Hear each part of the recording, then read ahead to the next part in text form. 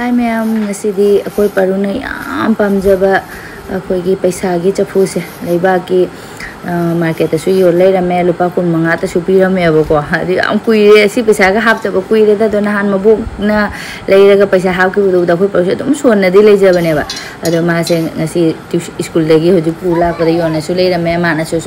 pamjaba du da ai su leire dum achu achu ba masak phaja phaja ba akoy paisa prek prek law bagum do hap chan birage na moy ni gi ada seng na tai thoge duga paisa hap chal lage koto koto ka dilaw ke yaw ba hang di paru jong dress hong dok tri school de ba purak te ngai re ba ma ja ada dress ko hong dok tri ada seng na tai thoe koi parum paisa hamning ba da loi re aduga yenga si paisa se kyam hapa ngamba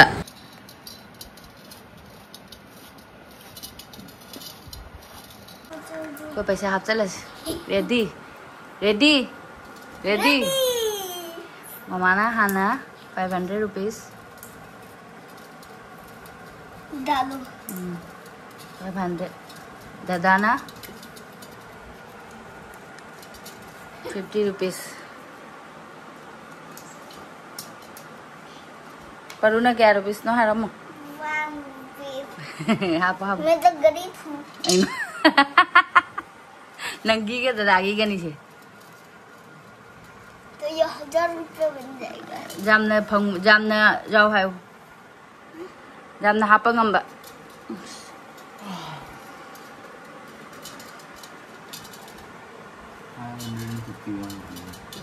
इस ठुकाई तारे परुन.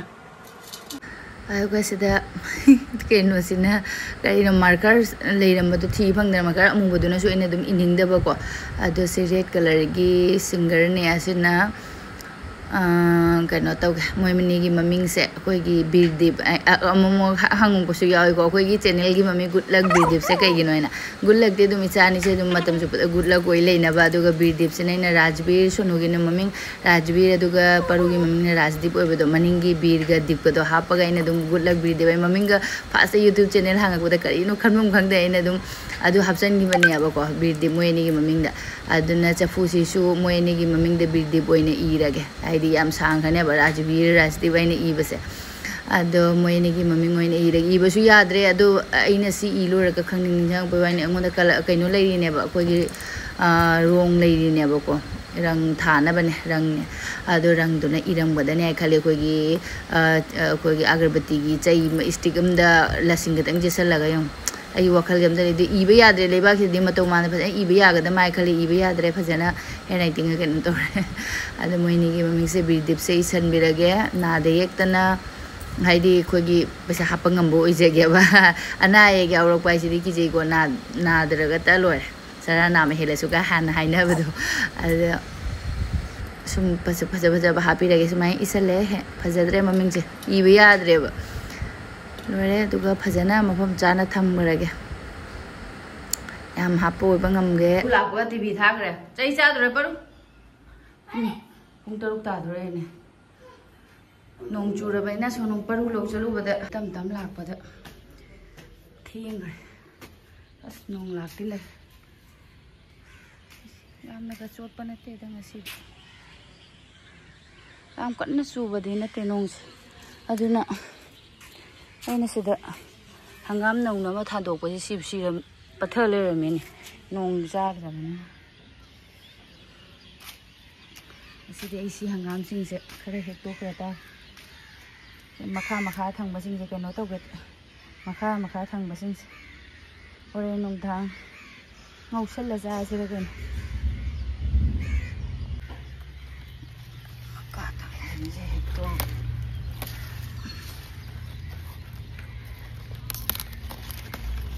मा नौ बनना पुक्ते पे इधर यार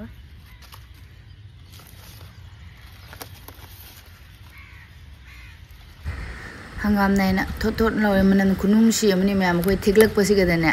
मनम नुंसी मतम नतबगी कनि गायना कोइगी कनो तौबगदी लेतेबा कन कन लावबगदी लेते थोट थोट लौरे मनम सुनुंसीबा असि Soren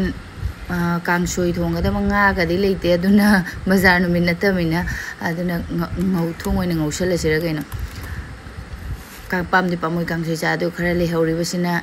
nong makang soi charage sum pakthok charani khane simdi kharadi he horen kangau tawra ngausalurani ai pung sana chak asabado da ko hangam se ngauraga totla yam chaninga ai di hijang hi kya cha dabina ngobusina hawba ngobuna hawgada mal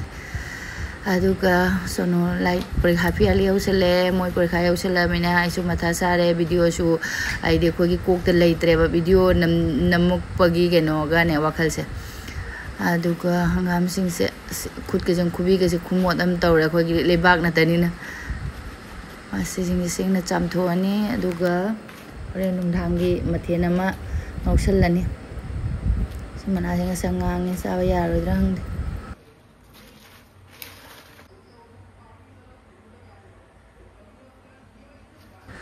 horen ko na sing na chama ni le makung sile ba khara di to le sing na chama horen nung dang ngaurani aduga asu rumai tharaga dup thadoi ni sandagi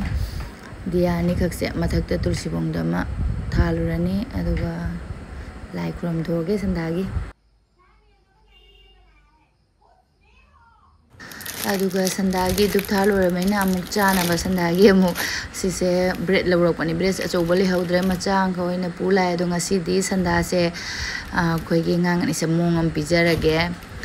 bread pizza oine semage ado inaom di kan nengonda yam sauramani che pizza se dum tigi cha da mina ko ado kya su pam da ba haitare ina ado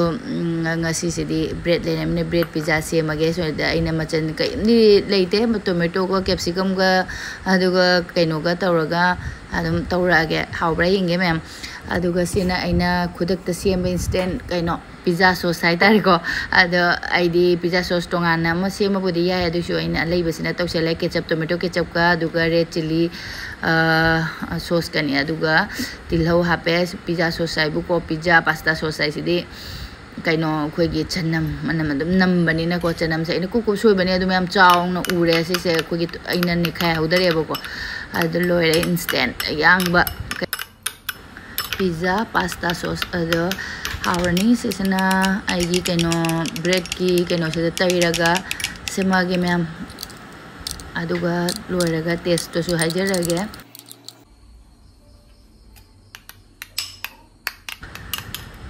bread ohum tangni mai cha ko hungi yam ne sanda si pijararoi kum nga hak leragadi amuk chak thung matam yorani sono bukha jora baina je khra khra budi thing na kano to boi ko sanda si di khra khra amuk cha haudadi nungai te khoi june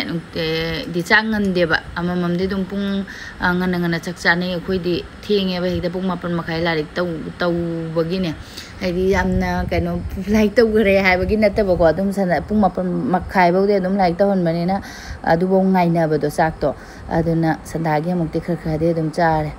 aduna amamam tani da bread si yamba sanda yam cha salaroi bread ama lauraga aina mathakta instant semba pizza sauce to ina taisale aduga mozzarella cheese ne ne khatang hapani ko ai mozzarella cheese makhal me amina ko koi pizza da chingthok da koi gi kaino lakpo do aduna mozzarella cheese oina laure dum mang lei gi mene pizza semake aina na adubu dum leidana leire matamudi leirida aduga ina areiba tomato ga capsicum ga duga tilhau ga ne ko isi mathak sida prawn ko gi chukaja ga do hapa diko matau do hena man ga da ba aduga si hapa loraga si mathak ta muko mozzarella cheese ina kaino to bani ko gi sinsit sit pane ba ko matum moina leira pane adu se madi loire aduga mathang semdara ga cheese kaya ai hena pam de adu me am ngasi se ai hoji voice over to bani Khuhao matau me am phaja hauram adu sisu semdoge akoi paroi hangat ang le kari po no tawri kai phone no tawri se ne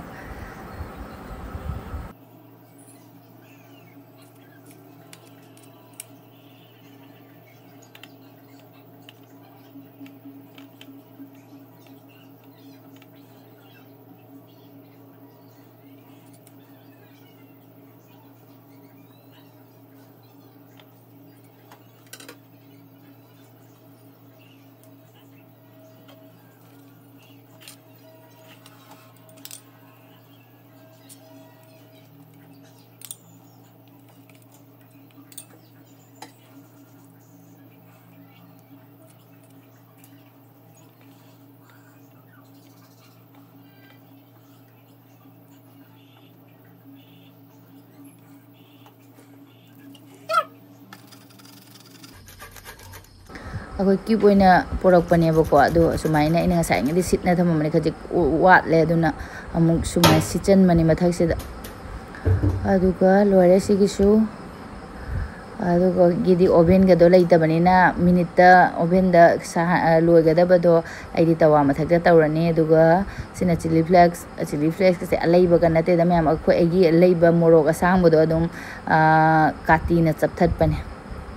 ꯃꯇꯧ ꯈꯔ ꯃꯥꯟꯅꯕ ꯍꯥꯏꯅ ꯑꯗꯨ ꯁꯨꯃꯥꯏꯅ ꯃꯊꯛꯇ ꯈꯔ ꯆꯥꯏꯁꯜꯂꯦ ꯑꯗꯨꯒ ꯑꯩꯒꯤ ꯅꯣꯟ ꯁ꯭ꯇꯤꯛꯀꯤ ꯇꯋꯥꯗ ꯑꯗꯨꯝ ꯑꯩꯈꯣꯏꯒꯤ ꯃꯩ ꯇꯞꯍꯜꯂꯒ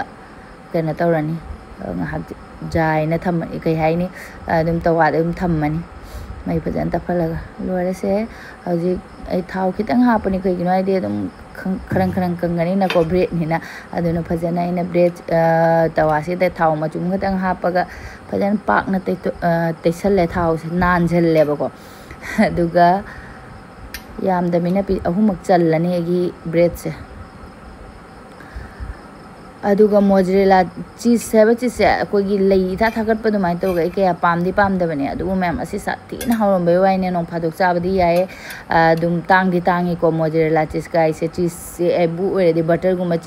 ꯆꯤꯁꯅꯤꯅ ꯗꯦꯔꯤꯒꯤ ꯄꯣꯠꯅꯤꯅ ꯄꯣꯠꯇꯤ ꯇꯥꯡꯉꯦ ꯑꯗꯨꯁꯨ ꯅꯣꯡ ꯐꯥꯗꯣꯛ ꯑꯗꯨꯝ ꯆꯥꯕ ꯌꯥꯏ ꯃꯄꯥꯟꯗꯒꯤ ꯂꯩꯔꯨꯕ ꯄꯤꯖꯥ ꯆꯥꯗꯩ ꯁꯔꯨꯛꯄꯨꯗꯤꯀꯣ ꯃꯌꯥꯝ ꯑꯁꯤ ꯁꯥꯊꯤꯅ ꯍꯥꯎꯔꯦ ꯃꯌꯥꯝ ꯑꯗꯣ ꯑꯩꯁꯨ ꯀꯔꯤꯅꯣ ꯑꯩꯅ ꯑꯗꯨꯝ ꯌꯦꯡꯕꯗꯤ ꯑꯣꯔꯦꯒꯦꯅꯣ ꯀꯩꯀꯩ ꯍꯥꯞꯄꯗꯣ ꯑꯗꯨꯒꯨꯝꯕꯗꯣꯗꯤ ꯑꯝꯇ ꯌꯥꯎꯗ꯭ꯔꯦ ꯑꯗꯨꯁꯨ ꯁꯥꯊꯤꯅ ꯍꯥꯎꯔꯝꯃꯦ ꯃꯌꯥꯝꯁꯨ ꯑꯗꯨꯝ ꯇ꯭ꯔꯥꯏ ꯇꯧꯕ ꯌꯥꯏ ꯌꯨꯝꯗ ꯁꯨꯝ ꯑꯉꯥꯡꯁꯤꯡꯅ ꯁꯨꯝ ꯄꯤꯖꯥꯒ ꯍꯥꯏꯔꯛꯄꯗ ꯌꯥꯝ ꯂꯥꯏꯅꯅꯦꯀꯣ ꯕ꯭ꯔꯦꯗ ꯃꯊꯛꯇ ꯑꯗꯣ ꯅꯣꯡꯃꯗꯤ ꯑꯃꯨꯛ ꯁꯦꯝꯖꯔꯒꯦ ꯑꯩꯁꯨ ꯑꯩꯈꯣꯏꯒꯤ ꯄꯤꯖꯥ ꯗꯣ ꯇꯧꯔꯒꯀꯣ ꯐꯖꯅ ꯑꯗꯣ ꯑꯩ ꯉꯁꯤꯗꯤ ꯕ꯭ꯔꯦꯗ ꯑꯣꯏꯅ ꯁꯟꯗꯥꯒꯤ ꯇꯧꯁꯜꯂꯦ ꯑꯩꯈꯣꯏꯒꯤ ꯃꯤꯅꯤꯠ 5ꯈꯛ ꯃꯩꯁꯦ ꯄꯨꯔꯥ ꯂꯣꯗ ꯊꯝꯃꯒ ꯑꯩ ꯃꯤꯅꯤꯠ 5ꯈꯛ ꯊꯝꯕꯅꯤ ꯃꯌꯥꯝ ꯑꯩꯒꯤ ꯆꯤꯁꯁꯤꯁꯨ ꯃꯦꯜꯠ ꯑꯣꯏꯊꯔꯛꯑꯦ ꯃꯍꯤ ꯑꯩꯈꯣꯏꯒꯤ ꯌꯥꯔꯅꯤ ꯑꯗꯣ ꯑꯣꯚꯦꯟꯗ ꯂꯩꯔꯝꯗꯤ ꯉꯥꯏꯍꯥꯛꯇꯪꯗ ꯂꯣꯏꯒꯗꯕ ꯑꯗꯣ ꯑꯩꯈꯣꯏꯒꯤꯁꯨ ꯑꯗꯨꯝ ꯑꯂꯩꯕꯀꯣ ꯅꯨꯡꯇꯤꯒꯤ ꯆꯥꯕ ꯄꯣꯠ ꯅꯠꯇꯕꯅꯤꯅ ꯀꯩꯁꯨꯝ ꯀꯥꯏꯗꯦꯕꯀꯣ ꯑꯩꯈꯣꯏꯒꯤ ꯑꯣꯚꯦꯟꯒꯨꯝꯕ ꯊꯝꯃꯒꯅꯦ ꯌꯨꯝ ꯄꯤꯛꯄꯅꯤꯅ ꯍꯦꯛ ꯑꯩꯈꯣꯏ ꯌꯨꯝꯒ ꯁꯥꯔ ꯐꯖꯅ ꯊꯝꯕꯅ ꯐꯩ ꯍꯧꯖꯤꯛꯇꯤ ꯃꯔꯛꯅꯤ ꯁꯤꯗ ꯑꯗꯨꯝ ꯊꯝꯅꯤꯡꯗꯦ ꯑꯗꯣ ꯄꯥꯝꯕꯨꯗꯤ ꯄꯥꯝꯕ ꯑꯗꯣ ꯂꯣꯏꯔꯁꯦ ꯍꯥꯎꯔꯒꯗꯕ ꯃꯥꯟꯕ ꯌꯦꯡꯉꯨ ꯃꯅꯝ ꯈꯨꯅꯨꯡꯁꯤ ꯑꯃ ꯇꯧꯔꯦꯕ ꯀꯔꯤ ꯆꯤꯁꯅ ꯇꯧꯕꯤꯕ ꯖꯥꯠꯂꯥ ꯀꯔꯤꯅꯅꯣ ꯈꯪꯗꯦ ꯃꯅꯝ ꯈꯨꯅꯨꯡꯁꯤ ꯑꯃ ꯇꯧꯔꯦ ꯍꯣꯇꯦꯜ ꯃꯅꯝ ꯅꯝꯃꯦ ꯑꯩꯈꯣꯏꯒꯤ ꯇꯣꯃꯦꯇꯣ ꯀꯩꯀꯩꯁꯤꯡꯁꯤꯁꯨ ꯑꯩꯈꯣꯏꯒꯤ ꯃꯨꯟꯊꯔꯛꯄꯒꯤ ꯖꯥꯏꯕꯒꯤ ꯃꯅꯝꯗꯣ ꯑꯗꯣ ꯂꯣꯏꯔꯦ ꯁꯤꯁꯦ ꯍꯧꯖꯤꯛ ꯆꯥꯅꯕ ꯇꯧꯔꯒꯦ ꯏꯃꯥ ꯏꯆꯥ ꯑꯩꯈꯣꯏ 3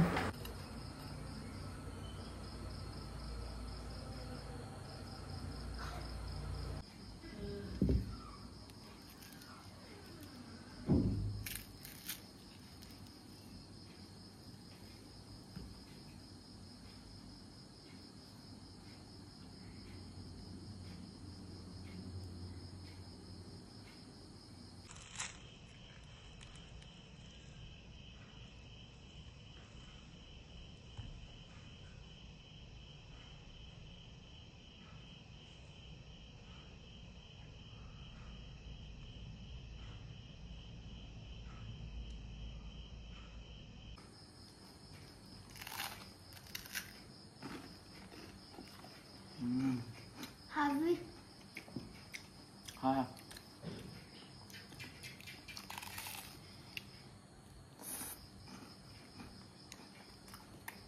अन्ना भी खा लो.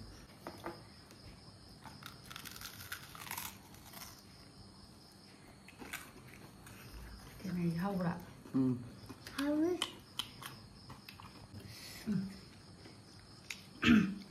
hâu nhá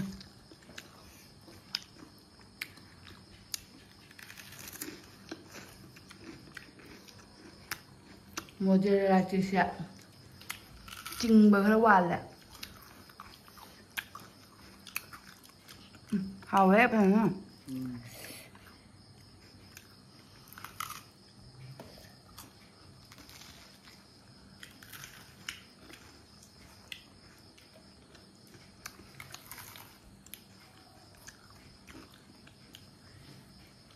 Babu nang hindi chaningira ba? Nang hindi charudra.